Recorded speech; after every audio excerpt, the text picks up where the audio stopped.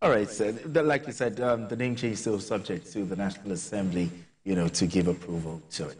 All right, let's move straight to our next conversation. In the new world, where borders mean little in cyberspace, financial fraud has become one of the most pervasive global challenges for law enforcement agencies. In its crackdown on cybercrime, the Economic and Financial Crimes Commission, EFCC, carried out its largest single burst when its operatives arrested 193 foreigners and 599 suspected Nigerian cryptocurrency fraudsters during a coordinated operation.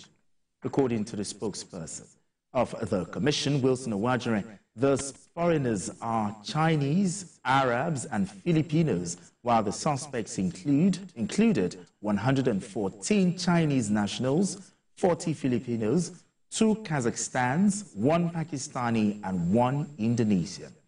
Now let's share this story by TVC News' Kemi Fola Adeyemo with you.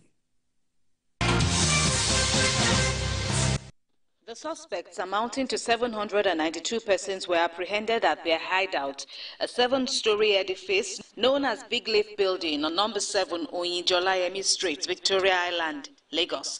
Among the foreigners arrested, 148 Chinese, 40 Filipinos, 2 Kazakhstans, 1 Pakistani and 1 Indonesian. The EFCC says the building, which could be mistaken for a corporate headquarters of a financial establishment, was found to be used by the foreign nationals to train their Nigerian accomplices on how to initiate romance and investment scams and use the identities of Nigerians to perpetrate crime. The job that they are assigned to these young Nigerians is essentially to engage in romantic conversations and phantom business and investment discussions to trick victims to shop on a purported online investment and shopping platform called www.yoto.com. I repeat that, www.yoto.com. For those who show interest in this investment, activation fee for an account on that platform starts from $35 US. Criterion used by these Chinese and other foreign nationals used for recruiting young Nigerians into their nefarious activities is ability to use the computer, especially typing skills. All the floors are said to be equipped with high-end desktop computers. On the 5th floor alone, investigators recovered 500 SIM cards of local telcos that were bought for crime. In that script, you will see that they give you a particular name. You are a man, but they will give you a female name. And then they will also give you a profile picture that is a lady. Can just shop for the picture from anywhere in the world, and then you will start talking with the victims as though you are a woman, and you discuss with them, and then you go into romance with them, and then romance discussions with them. You see the text and everything, and then you also tell them you change your location. It adds that there will be no hiding place for criminals in Nigeria, including foreigners who are taking advantage of the nation's unfortunate reputation as the haven of fraud. Kemi Fola Adeyemo, TVC News, Lagos.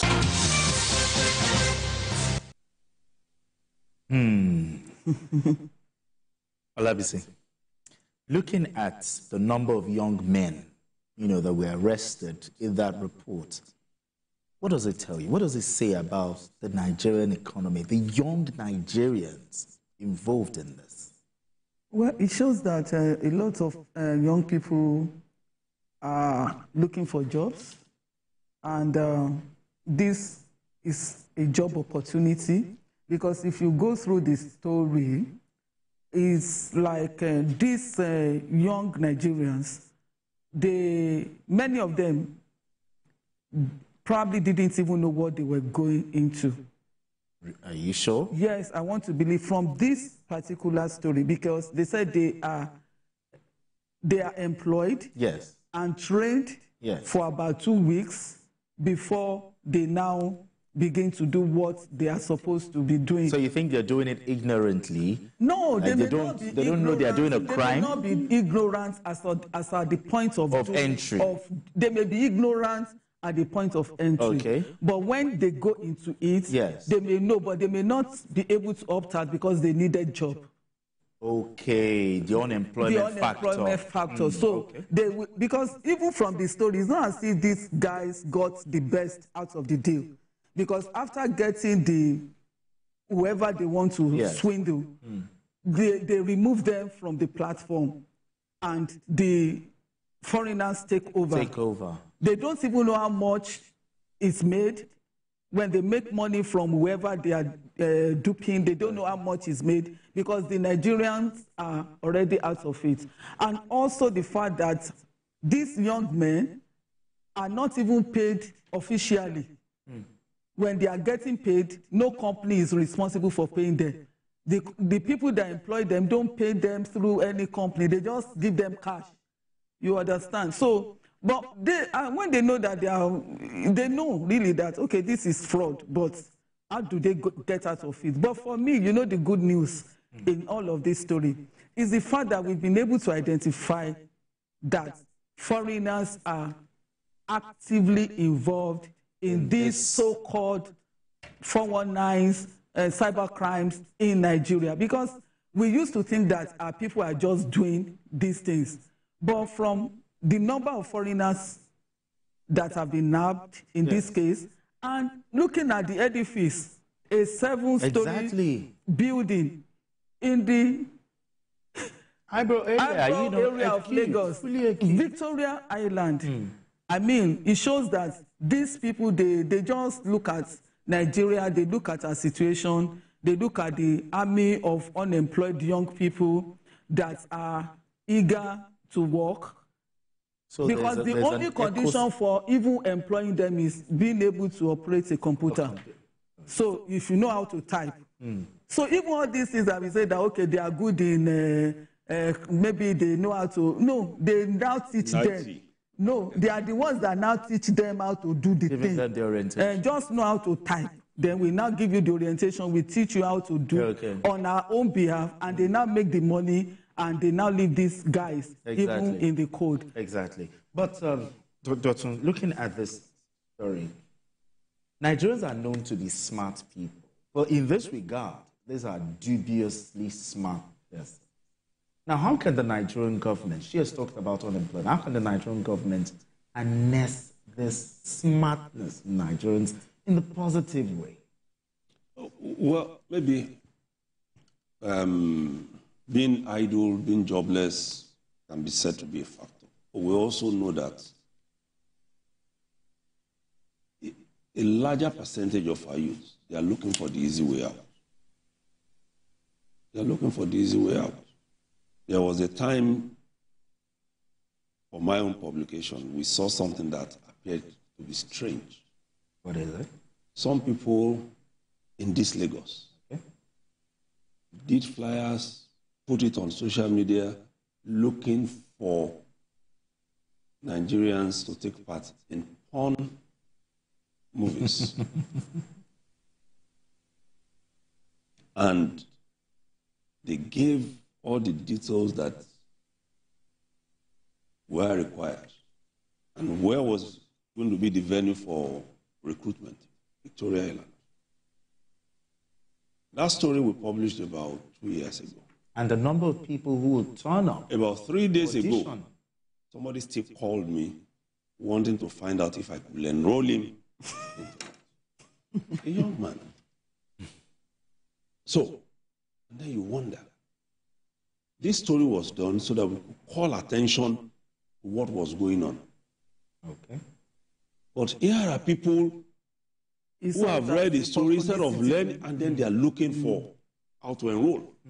So you say it's a two-way traffic. Somebody wants the easy way out. Somebody is providing the platform. Somebody wants the easy way out. Somebody is providing the platform. So it gels. So where should the government come in here, the middle? The government must do what is needed. Like we are not doing enough to ensure that foreigners who come into our country are doing legitimate businesses. We're not doing enough. Because if somebody enters into our country and says to you at the other point, this is what I've come from. If you go through some of the past stories that we've used on some of these issues, a lot of those who were caught had overstayed their visa. Talking about the foreigners, okay, looking at the foreigners, you talked about the foreigners, you also said something. Some of these countries are not always lenient with when foreigners breach their laws. Now, these ones have breached our laws. What should we be doing? We should go by the law. Nothing should stop us. But a lot of times what we have had have been pleas here and there. In fact, look at the case of the Binance, where one of them was said to have... Exactly. Yes, one of them was said to have escaped. We've heard of that story. We have not seen the consequences. So it's up to us as a country to show the rest of the world that, like they treat Nigerians, we also can treat young people like that. We've seen where the US have arrested Nigerians for fraud, and they're in prison. And they were not lenient at all. It's a good case. What's the name of the young man who was chosen by Forbes as one of the youngest? Yeah. I remember. It's there. So it's not as if it's only Nigerians who commit offenses outside of this country. Foreigners also. Foreigners do so too in our own country. About 113 were arrested in Abuja about 2 months ago. That case is still dilly-dallying. So for now. And that's where the worry comes for some of us. How do we tidy up loose ends that can ensure that when these people go to court, like they do to us in other countries, you are going to plead guilty because you have sufficient evidence. Cast iron evidence. Okay. Because if you look at the damages some of these things do to us, the EFCC chairman told us during a briefing, he told Nigerians, I wasn't there, that in 1 year, the country lost over 156 billion of fraudulence. 156 billion. And by the way, I'm sure this is conservative because that is what we have seen. Exactly. So if we are told 156 billion, then we can as well multiply it by 10 and come to over a trillion, maybe 1.5 trillion. All right, let's also look at the role of parents, the role of religious leaders, role of opinion leaders in trying to change the mindset of these young folks from this get rich quick to doing the right thing. Or have they lost the battle? I think crime is crime, and crime should be treated as crime. When you look at religious leaders, this and that, and all of that, let's be frank with ourselves. Religious leaders just tell you what is right and what is wrong. They don't have power over the action that you take at the end of the day. Even God that created mankind, for those who believe in God being the creator, does not have that power, or chooses not to use that power over man. It tells you the right and the wrong way, and it allows you to make your choice. So most of the time when we look at religious leaders and all of that, it's as if we are looking at the wrong place. Looking at teachers in school, there is a limit to what they can do. Even parents, even the parents, it's not everybody, it's not every... You still think there's a limit to what parents can do? Yes, it's not all of these children that don't really get the right kind of training. You know that there's always this Yoruba saying, it said, your child is not into laundry, but bringing in clothes. Yes. As a parent, you should ask questions. That's what I'm saying, that even though there could be parents that tolerate that and encourage that, and there are many of them. I understand there is an association of Yahoo. I heard of Yahoo Mothers Association. And you see all kinds of things. Exactly. Here. But what I'm just saying is that we need to just the religious leaders can't do much. They can only say the right things. As parents, if you encourage your child to do all of these things, then look at those parents themselves. Nothing happens by accident. It's not as if they are disciplined themselves. Yes, the parents that encourage such things themselves are probably Yahoo, or they 419 in their own way of 419. No number. Or they want money desperately. An excuse. It's of the mind. It's of the mind. Yes, poverty is of the mind. It depends on. I was telling some people, on Sunday that the things that young people of these days term to be sufferings and difficulties, we went through worse than those things, and we never saw them as even suffering. We saw them as part of life, and we were training. But now, when they go through little things, they tell you that it's already suffering. Before you know it, they say they want to commit suicide and all kinds of things. So I think societal, maybe there is a decay, generally, a general decay in the way that even the society itself sees crime, treats crime, and all of that. And that was why I said crime should be treated as crime. You see, this thing is of the mind, though. All these things we talk about, it starts from the top. When even these young people that you think are into cybercrime, when they see politicians stealing, when they see them stealing, defrauding, and all of that, they see it as they are doing their own thing. And those politicians are not even punished. So, all right, let's just hold that thought. We need to go on this quick break. And while we return, the conversation continues. Don't go anywhere. Still journalist hangout.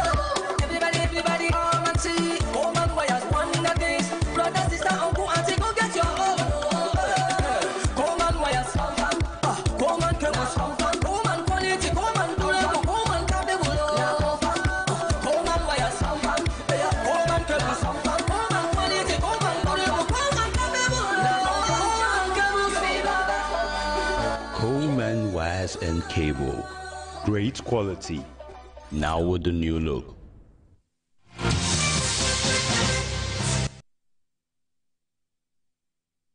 If you just joined us, it's still Journalist Hangout. I still have Olabisi Deji, Folutile, and Dr. Oladipo. Okay, while we wrap up on this one, there's always this popular belief that the EFCC is always more stern on internet fraudsters than they do for corrupt politicians. What do you have to say on this?